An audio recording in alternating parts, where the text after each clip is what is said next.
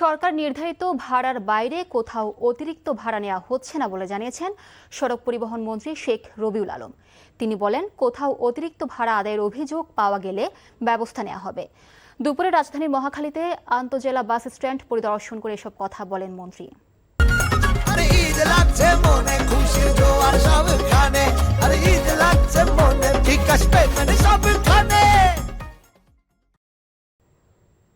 ভাড়াও ঠিক আছে, বাসে যাত্রীদের কাছে উঠে জিজ্ঞেস করলাম হঠাৎ করে একটা বাসে, সেখানেও তারা বলছে যে না, তারা ভাড়া ঠিক মতো দিয়েই যাচ্ছে।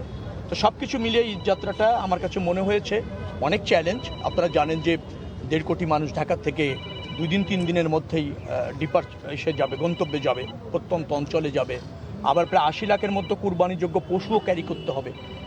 তো যাত্রী অনেক, মানুষ এবং পশু মিলিয়ে। আবার আমাদের পরিবহন সেক্টরের যে সামর্থ্য আছে সেটার শতভাগ দিয়ে আমরা চেষ্টা করেছি।